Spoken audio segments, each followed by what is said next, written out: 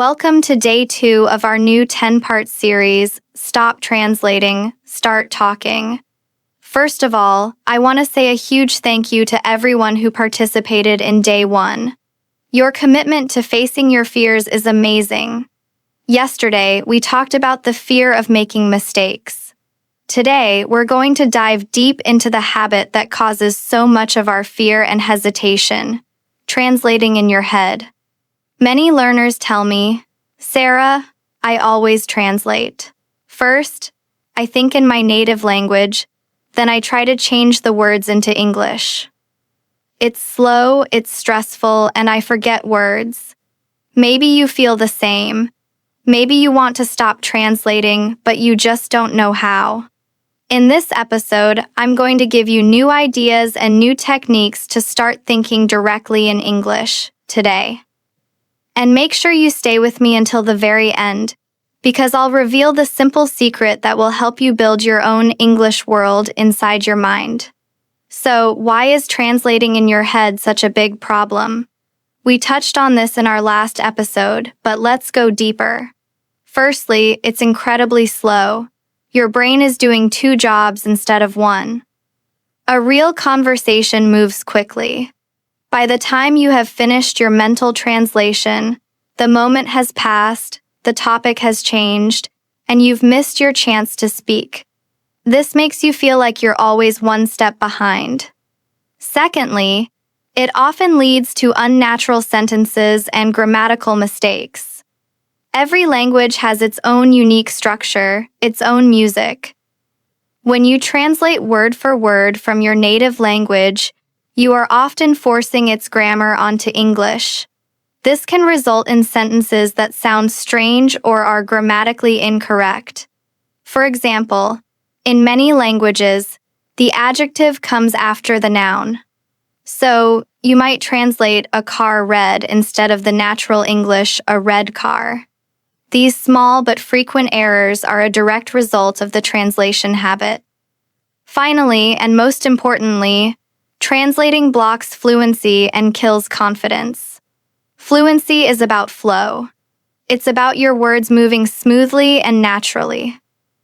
Translating creates constant pauses, hesitation, and that sound that we all hate. It breaks the rhythm of your speech. And every time you get stuck searching for a translation, your confidence takes a little hit. You start to believe, "My English is slow," when in reality, it's just your method that is slow. So, how do we fix this? How do we train our brains to stop translating and start thinking directly in English? It happens through small, consistent, daily exercises. Let's get into our new techniques for today. Practical techniques to break the translation habit. All right, these are practical, simple exercises you can start doing today. Technique number 1, the object labeling method. This is where we begin. It's the simplest and most foundational exercise. I want you to look around the room you are in right now. Don't translate. Just look at an object and say its English name out loud. For example, I'm in my office right now. I see a lamp, a computer, a window, a book, a plant, a chair.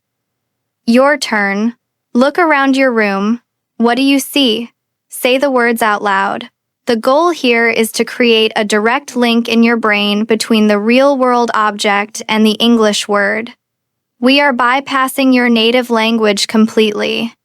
Do this for just 1 minute every day. In your bedroom, in your kitchen, on the bus, just look and name. This simple act starts to build the foundation of an English world in your mind. Technique number 2, the simple actions monologue. Once you are comfortable with labeling objects, we move to the next level, actions. For this exercise, I want you to describe what you are doing, in the present moment, using simple subject-verb-object sentences. You are creating a simple monologue, a running commentary of your life in English. For example, right now, I am sitting at my desk. I am speaking into my microphone. I am looking at my computer screen. If you are cooking dinner, you could say, I am chopping the onions. I am heating the pan. I am adding some oil. The sentences are very simple, but the process is incredibly powerful. You are training your brain to think about your actions directly in English. You are connecting the physical experience with the English language without a translator in the middle. Try this for just 2 or 3 minutes a day. Technique number 3, the word association game. This is a powerful mental exercise to build connections within the English language. Here's how it works. Start with one simple English word. Then, say the next English word that comes into your mind. Don't judge it, don't overthink it, just let the words flow. It creates a chain of thoughts, all in English. Let's try it together. I'll start with the word water. Water, river, boat, travel, airport, plane, sky, blue, ocean. Fish, hungry, restaurant. Friends, laughing. You see, each word connects to the next, creating a pathway of thought that stays completely inside the English language. This is a fantastic warm-up to do before a conversation or an English class. It gets your English brain activated. Try to make your own chain for 1 minute. Start with the word house. What comes next? Technique number 4. Use an English only dictionary. This is a crucial step for intermediate and advanced learners. I want you to stop using a bilingual dictionary, one that translates from your language to English, and start using a monolingual, English to English, dictionary. Why? Because a bilingual dictionary keeps you in the habit of translating. You see an English word and your brain immediately gets the answer in your native language. But with an English-only dictionary, when you look up a new word, you get the definition in simpler English. This forces you to think and understand the word within the context of the English language. It keeps you inside the English bubble. It might feel a little more difficult at first, but it is one of the most effective ways to start thinking like a native speaker. Technique number 5, the 3-sentence daily journal. This is a simple but incredibly effective habit. Every night before you go to sleep, I want you to write just 3 simple sentences in English about your day. That's it, not a long essay. Just 3 sentences. For example, today I went to work. The meeting was very long. I was happy to come home. I talked to my friend on the phone today. We laughed a lot. I feel much better now. I studied English for 30 minutes. The lesson was interesting. I feel proud of myself. This habit does 2 amazing things. First, it forces you to summarize your real experiences directly into English. Second, it builds a collection of your own personal, correct English sentences that you can review later. This is how you build a solid foundation of real, usable language about your own life. The Spontaneous Speaking Challenge. All right, now it's time for our fun and practical exercise for today. We're going to do a spontaneous speaking challenge specifically designed to fight the translation habit. Here's how it works. I will give you a simple picture. You will have 60 seconds to describe what you see in the picture. The only rule is that you must use short, simple sentences. Do not try to use complex vocabulary or grammar. Just describe what is happening. The goal is to connect your eyes directly to your mouth, bypassing the translator in your brain. First, I'll show you an example. Let's look at this picture of a park.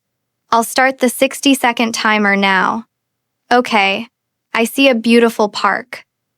The sun is shining, the sky is blue, there are many green trees, a family is having a picnic on the grass, a father is flying a kite with his son, a mother is reading a book.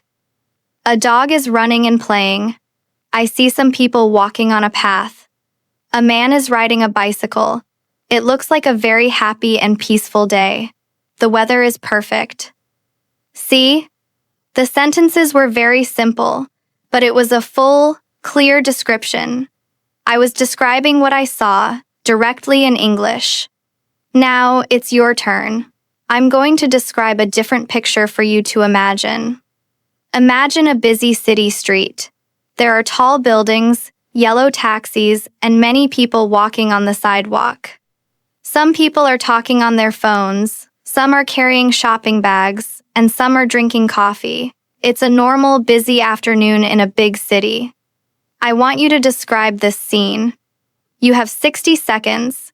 Don't overthink, just talk. Start speaking. Now. 60-second pause for your practice. Excellent work. I know it's not easy, but every time you do this, you are literally rewiring your brain to think in English, shifting your mindset for confidence. We've talked about practical techniques, but now I want to talk about your mindset.